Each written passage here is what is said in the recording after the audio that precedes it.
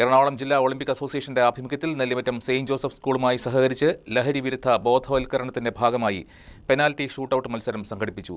Oonnukal police station sub inspector M V. Biju football kick ചെയ്ത് ഉദ്ഘാടനം നിർവഹിച്ചു.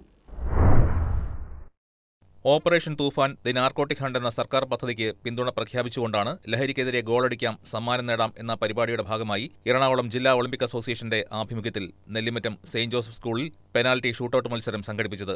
School manager reverend doctor Thomas J Parayidam അധ്യക്ഷത വഹിച്ചു. എറണാകുളം ജില്ലാ Olympic association general secretary Joy Paul ലഹരി വിരുദ്ധ സന്ദേശം നൽകി. Oonnukal police station sub inspector M V. Biju football kick ചെയ്ത് ഉദ്ഘാടനം നിർവഹിച്ചു.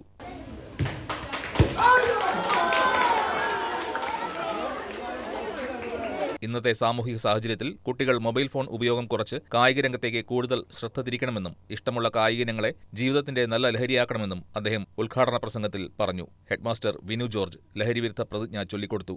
അധ്യാപകരും 200ഓളം വിദ്യാർത്ഥികളും പങ്കെടുത്ത ലഹരിവിരുദ്ധ റാലിയും ലോക ഫുട്ബോളിലെ പ്രമുഖ 4 രാജ്യങ്ങളുടെ പേരിൽ ടീമുകളായി തിരിഞ്ഞു നടത്തിയ പെനാൽറ്റി ഷൂട്ടൌട്ട് മത്സരവും ആവേശം പകർന്നു.